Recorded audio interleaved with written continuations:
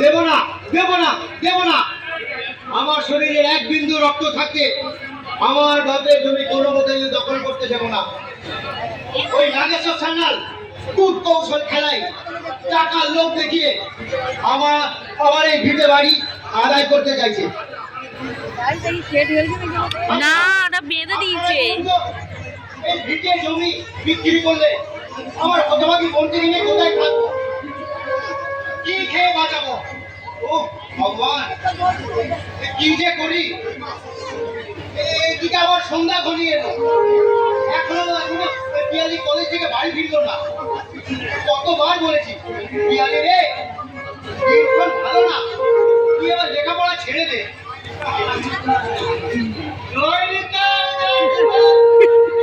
এ কি গোসাই কাকা, আপনি এই অসময়ে?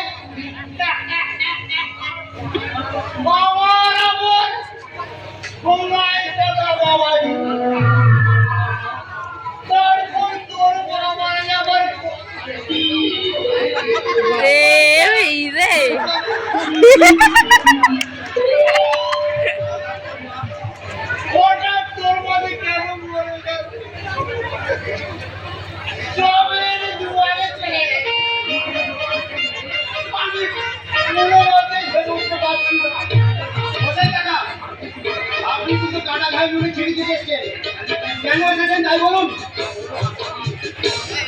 বড় আশা রে বাবাজি, বড় আশা। শুধু দুটো কথা বলার বলুন। তুমি তো জানো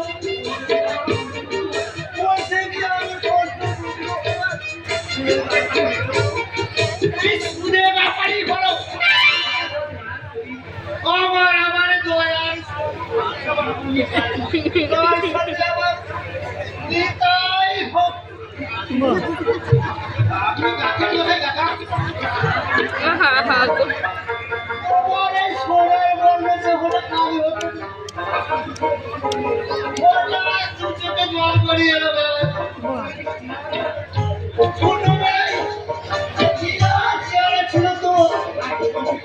তাই বলছিলাম বাবাজি,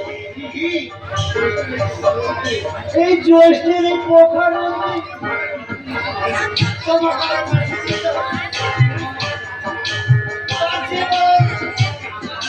টাকা দেবে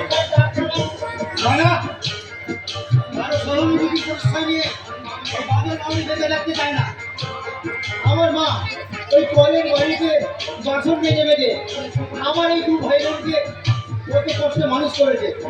কোনো কারো দয়ার দান নিয়ে নিজের মনুষ্যত্ব কারো কাছে মিলিয়ে দেয়নি। তাই যে কথা বলতে দেবেন স্পষ্ট মাথায় বলুন, আমাকে পেয়ারি খুঁজে বেরোতে হবে। তাহলে তুমি তো আবার ভালো করেই জানো এই নাগেশ্বর সান্যাল এই এলাকা সুন্দর বলে চার ভয় পুলিশ প্রশাসন সতর্ক থাকে। এই ব্যাপারটা করুন প্রবাদী লাভ হবে। কি বলতে চান আপনি? যা বলতে চান স্পষ্ট ভাষায় বলুন। বলছিলাম কি বাবাজি, বিরাট একটা গন্ডগোল লাভ তোমার বাবার যে দিকে রাস্তার জমি আছে সেইটা নাগাছির বাবাজিকে না মানে মোটা টাকা পাবি, গোবর গুঁড়ো পাঠাতে হবে। যদি ওই বাঙালি কিছু খুঁজে দিতে মারবে সমাজের শরীর তুই চাঙ্গা হয়ে যাবে, আর সঙ্গে সঙ্গে তুমি হবে পাউরি বস্তি নিরাম জয় নিতা। আর একবার যদি ওই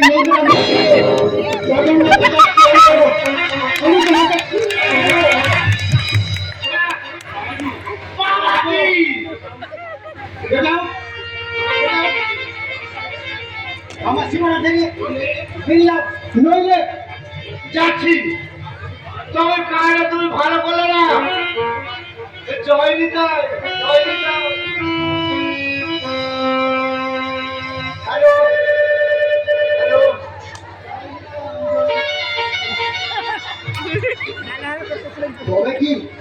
তবে কি গোসাই কাকা ওই নাগেশ্বরকে ফোন করতে করতে ও কি যে করি। দাদা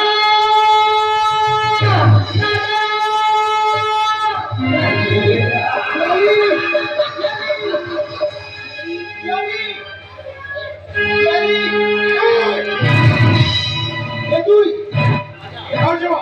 কেন এসেছিস এখানে? এক কথায় স্বামী নাগেশ্বর সম্রাটের কুসংস্কার রাজা কেন এসেছিস এখানে? কাজে ওই বিনা কাছে রাজা এক পাও ফেলে না।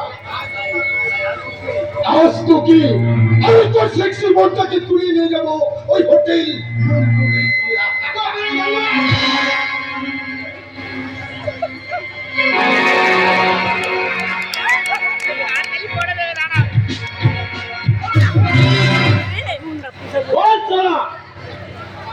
আমার বস্ত্রের নামে ওই তোর বাপের 10 বিঘা জমিটা 1 লাখ টাকা দিবি কিনা? না।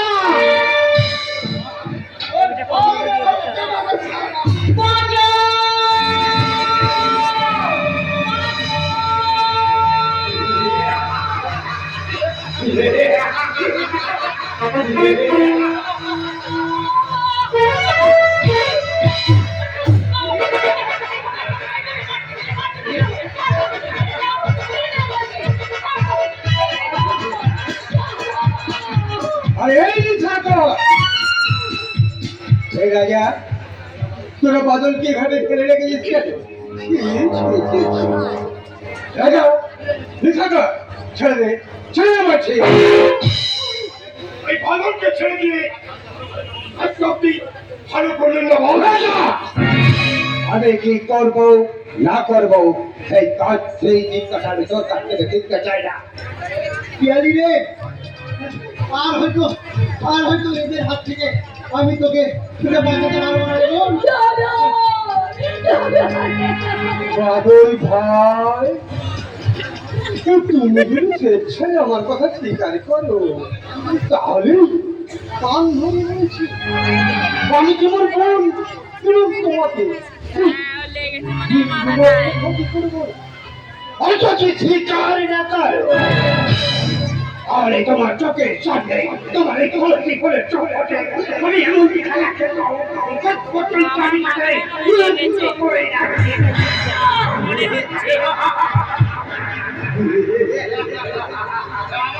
আমার দেহে রক্ত থাকতে আমি কিছুতে জগৎ প্রস্তাবে রাজি হব না।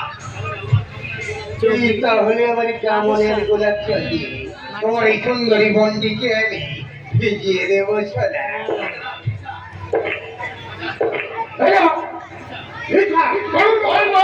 কষ্ট করে বদলকে বলতে হয়।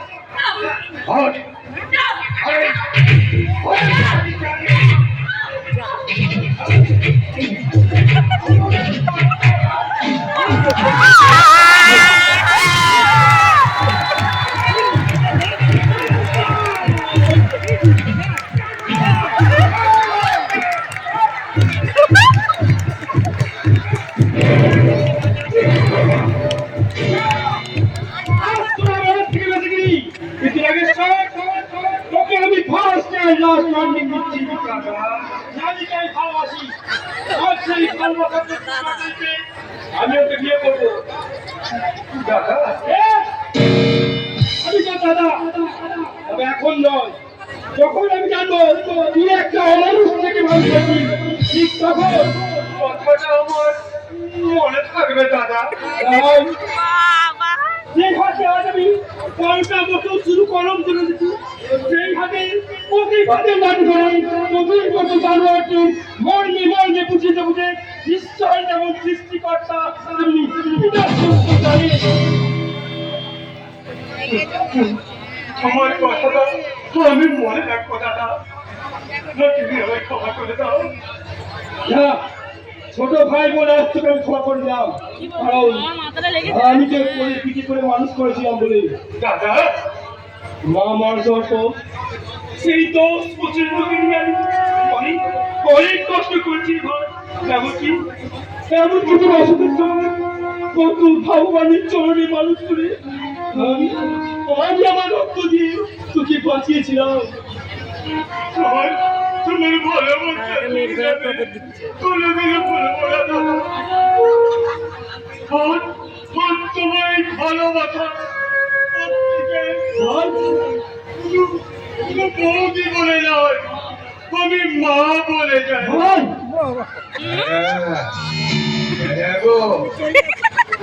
তুমি হয়তো জানো না আমি এতক্ষণ তোমাদের কাছে যা করলাম শুধু অভিনয়। তাই তুমি জানো না আমি মানুষ নয় না।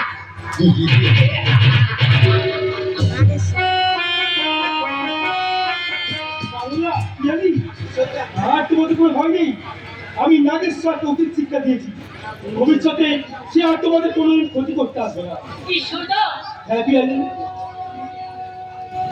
আমি তোমাকে দিয়ে এই সমস্ত নারী সমাজকে শুধু একটাই কথা বলতে চাই যে ভারত ভূমির বঙ্গ নারীরা আর কতদিন তোমরা ভূমি থাকবে। এবার যাবো ওই রক্ত চোখার কাছে, তোমাদের নারীত্ব একটি নারী পেঁয়াজের মতো বলে যাবে। তাই তোমরা সবাই আমার কণ্ঠে কণ্ঠ মিলিয়ে বলো, হয় হবে বলে যাও ওই নয় ছয়টা চাইদের